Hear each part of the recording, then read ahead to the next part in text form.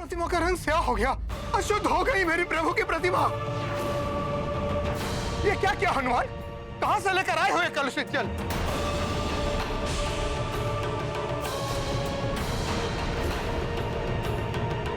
जिसके एक स्पर्श से मेरे प्रभु की प्रतिमा अशुद्ध हो गई। देवी अंजना, बहुत विश्वास था ना अब तो अपने पुत्र पर? बहुत पक्ष ले रही थी ना आप अपने पुत्र हनुमान का? देख लिया उसका परिणाम। अब भी क्या आप बोलेंगी ये दोष रहित है? मैंने पहले ही कहा था इस बालक की चंचलता के साथ मेरी भक्ति का कोई मेल नहीं है। व्यवधान डालेगा मेरी पूजा में ये, और वही हुआ। खंडित कर दी इसने मेरी पूजा। रुष्ट हो गए मेरे प्रभु मुझसे। मेरे वर्षों की भक्ति, साधना, सेवा सब कुछ नष्ट हो गई। माँ, मैंने तो वही किया जो ऋषिवर ने मुझसे करने के लिए कहा था। ब्रह्म मुहूर्त से पूर्व ही चंद्र सरोवर का जल लेकर मैं आ गया। उसके पश्चात मुझसे कहाँ भूल हुई ये मुझे स्वयं ज्ञात नहीं है। बस चुप रहो बालक, अब एक और शब्द नहीं सुनना चाहता हूं मैं तुम्हारे मुख से। मेरे हाथों से मेरे प्रभु की प्रतिमा पर अशुद्ध जल चढ़ाकर उसे अशुद्ध करने का घोर अपराध, महाअन्याय और महादोष किया है तुमने। हनुमान से इतनी बड़ी भूल कैसे हो गई? कहीं क्रोधित होकर ऋषिवर उसे एक श्राप न दे दे। तुम्हारे कारण मेरे प्रभु की प्रतिमा शुद्ध हुई है, और अब उसे शुद्ध करने का भी उपाय तुम ही करोगे उद्दंड बालक। अन्यथा मेरे क्रोध, मेरे श्राप से कोई तुम्हारी रक्षा नहीं कर सकता। क्षमा ऋषिवर, बालक की भूल समझकर क्षमा कर दीजिए हनुमान को। ऋषिवर, मैं याचना करता हूँ, मेरे पुत्र को क्षमा कर दीजिए। मैं वचन देता हूँ, प्रभु की प्रतिमा को शुद्ध करने के लिए आप जो कार्य कहेंगे मैं करूंगा। नहीं, नहीं, नहीं। प्रतिमा का शुद्धिकरण इसी उद्दंड बालक को करना होगा। बहुत दंभ है ना इसे अपनी भक्ति पर। क्या था प्रभु स्वयं आकर अपने हाथों से इससे भोजन प्राप्त करते हैं। इसके उन मिथ्या वचनों का ही ये अनिष्टकारी प्रभाव है। इसके भक्ति के दोष का ये परिणाम है। ऋषिवर, मुझ पर कृपा कीजिए, क्षमा कर दीजिए मुझे। तो गंगा जल नहीं, स्वयं गंगा लेकर आओ, गंगा लेकर आओ यहाँ।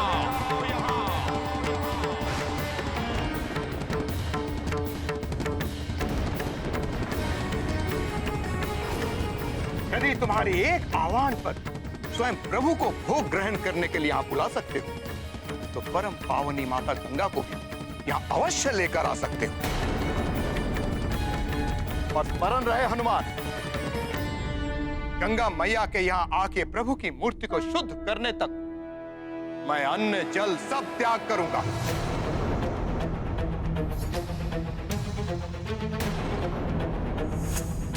और यदि तब भी प्रभु की प्रतिमा शुद्ध नहीं हुई तो मैं अपने प्राण त्याग दूंगा।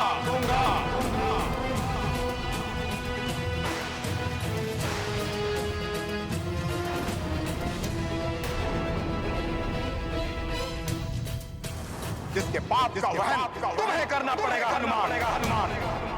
हम भी गुरुओं के साथ अन्न जल त्यागने का संकल्प करते हैं और उनके साथ अपने प्राण देने के लिए भी प्रस्तुत हैं।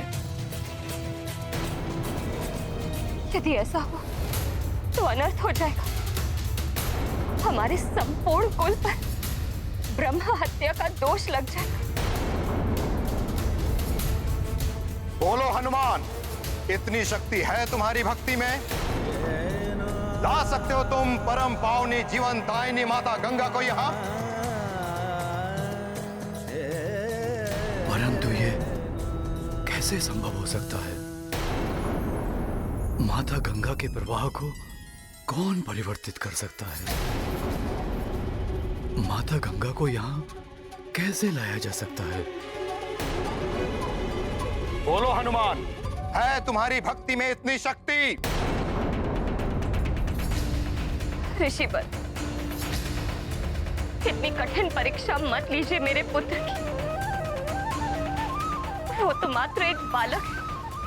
इतना कठिन कार्य वो कैसे कर पाएगा?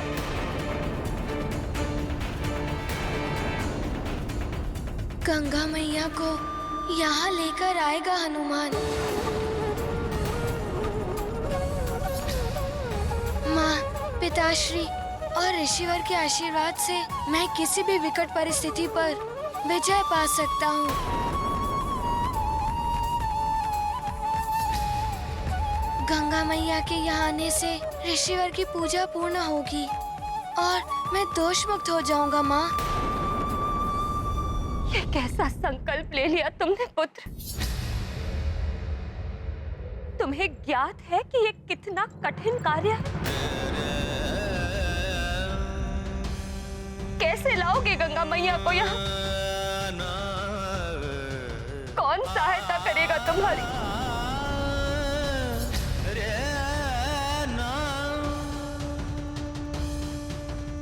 माँ,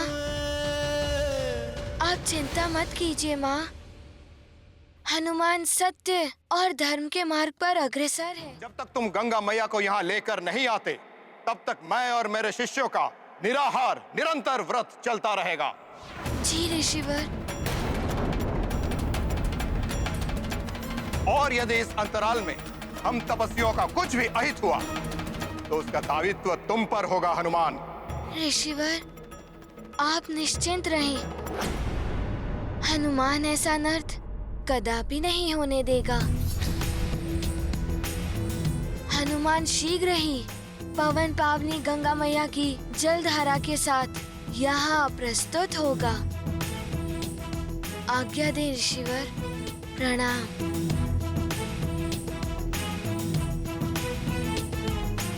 प्रणाम माँ। प्रणाम पिताश्री।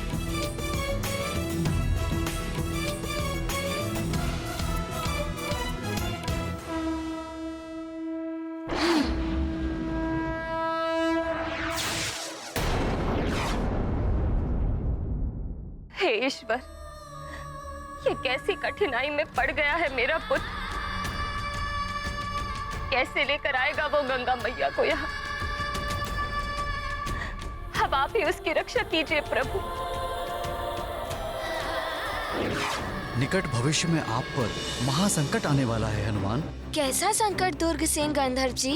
वो तो आपको समय आने पर ही ज्ञात होगा, परंतु स्मरण रहे हनुमान, तब आपकी सहायता एकमात्र महर्षि अगस्त्य ही कर सकते हैं। उस महासंकट से मुक्ति के लिए आप महर्षि अगस्त्य के पास ही जाइएगा हनुमान। हे प्राणवल्लभ, क्या उस गंधर्व का सुझाव मानकर हनुमान ऋषि अगस्त के पास गए उनसे सहायता लेने के लिए? और क्या स्वामी, ऋषि अगस्त्य हनुमान की सहायता करने में समर्थ थे? अनुपयुक्त है उनके लिए ये शब्द, समर्थ। उससे कहीं अधिक हैं वो।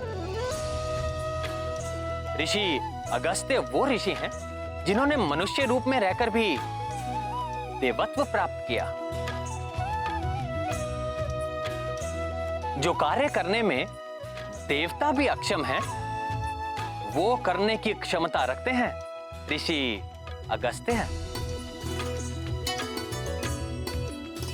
एक बार ऋषि अगस्त्य के ही शिष्य विंध्याचल पर्वत में मेरु पर्वत से भी श्रेष्ठ होने का दंभ उत्पन्न हो गया।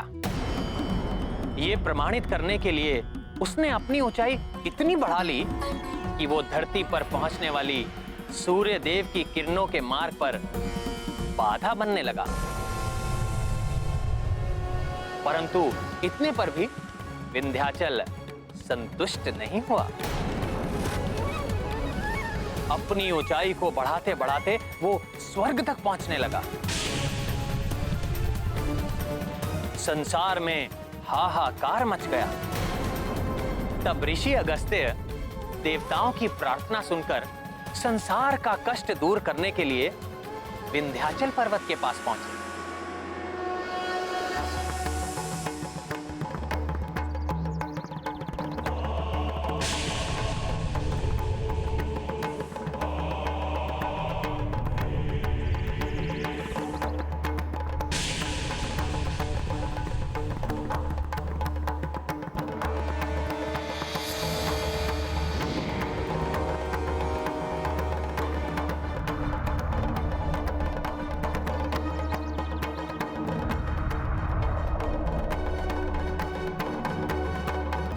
आकाश में अपनी उच्चता का इतना दम हो गया है तुम्हें विंध्याचल। गुरु का उचित अभिवादन करना भी भूल गए। गुरु तुम्हारे सम्मुख हैं और तुम्हें प्रणाम करने में इतना समय लग रहा है। नहीं नहीं गुरुदेव, गुरु के अनादर की तो कल्पना भी नहीं कर सकता। आपका शिष्य विंध्याचल। मेरा दंडवत प्रणाम स्वीकार कीजिए गुरुदेव।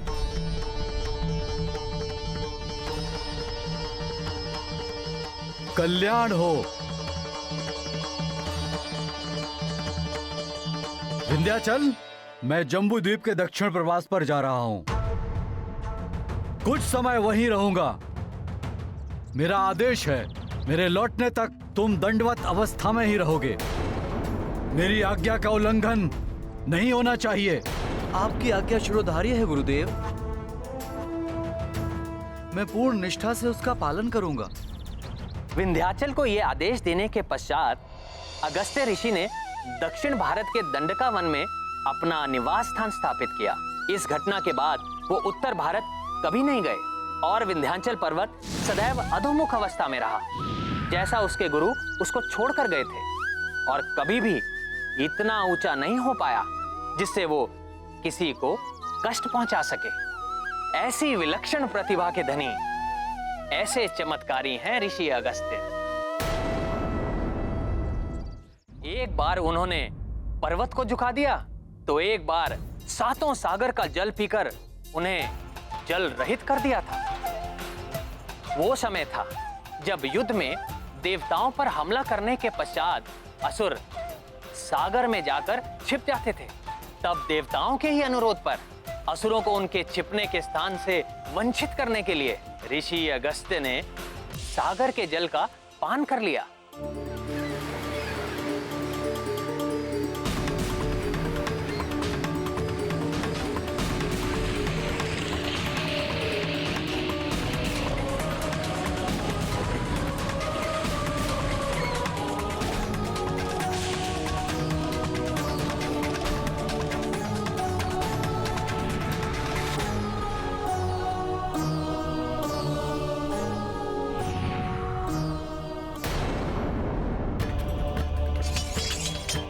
फिर जब देवताओं का संकट टल गया, तब स्वयं ब्रह्मा जी के आग्रह पर ऋषि अगस्त्य ने सागर का जल लौटाया।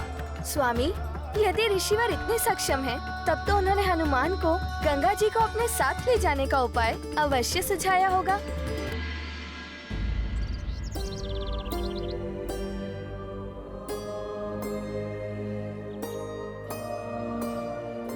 मात्र प्रभु प्रतिमा को ही नहीं, परम पावनी माँ गंगा की सहायता से तुम्हें संपूर्ण जम्बू द्वीप को सदा के लिए शुद्ध करना होगा हनुमान। परंतु ये हनुमान कैसे करेगा ऋषिवर? तुम्हें माँ गंगा को जम्बू द्वीप की अन्य सभी नदियों से जोड़ना होगा। परम पावनी माँ गंगा की पवित्र जलधारा यदि समस्त नदियों में प्रवाहित हो जाए तो उनका जल भी पवित्र हो जाएगा। परंतु इस कार्य की पूर्ति के लिए हनुमान को क्या करना होगा ऋषिवर? मैं अगस्त्य स्वयं तुम्हारा मार्गदर्शन करूंगा हनुमान। माँ गंगा का पवित्र जल जम्बू द्वीप की समस्त दिशाओं में प्रवाहित होकर प्रभु प्रतिमा के साथ अनंत काल तक इस धारा को शुद्ध करेगा। इतना महान कार्य करने का हर संभव प्रयास करेगा हनुमान। परंतु ऋषिवर, ये तभी संभव है जब मैं गंगा माँ को अपने साथ आने के लिए मना लूं। उसके लिए क्या करना होगा हनुमान को? माँ गंगा तुम्हारे साथ जाए, इसमें मैं तुम्हारी सहायता करने का प्रयत्न करूंगा। परंतु इसके पूर्व तुम्हें मुझे एक वचन देना होगा हनुमान। कैसा वचन ऋषिवर? प्रभु राम के वाण की दिशा को परिवर्तित करने का वचन देना होगा तुम्हें मुझे।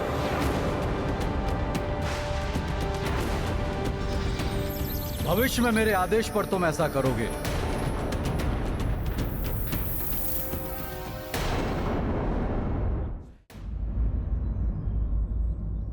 ये कैसा वचन है ऋषिवर? स्वयं के प्रभु स्वामी प्रभु श्री राम के बाण की दिशा को परिवर्तित करना, ये अधर्म नहीं होगा ऋषिवर? धर्म ही जिसका कर्म हो हनुमान, वो भला धर्म के विपरीत जाकर तुम्हें कोई अनुचित कार्य करने का आदेश दे सकता है क्या? नहीं ऋषिवर। ऋषिवर, आप मेरी इस बात को अन्यत्र ना लें। प्रभु राम के बाण की बात सुनकर मैं कुछ क्षण के लिए विचलित हो गया था।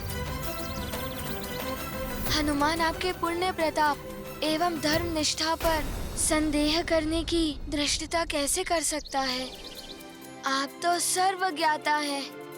आपके इस आदेश में अवश्य जगत के कल्याण का कोई रहस्य निहित है।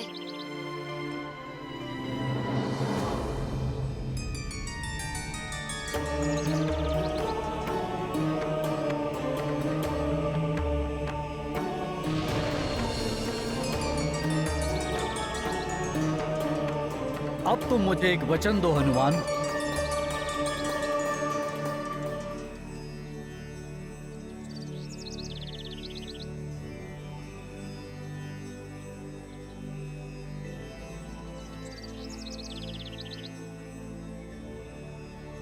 ऋषिवर, मैं अंजने हनुमान आपको वचन देता हूँ।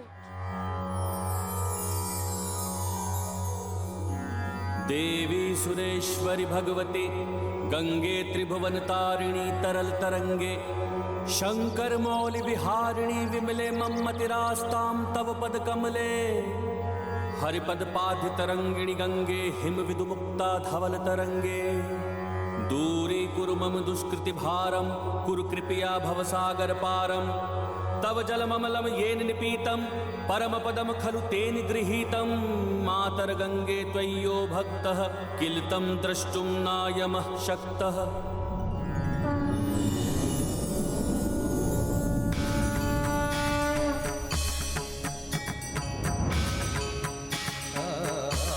प्रणाम गंगा माँ। प्रणाम ऋषिवर। प्रणाम गंगा माता। कल्याण हो पुत्र हनुमान। माँ गंगे, मेरे आह्वान पर आपने शुभ दर्शन दिए, मैं कृतार्थ हुआ माता। मेरी एक प्रार्थना और स्वीकार कीजिए माते।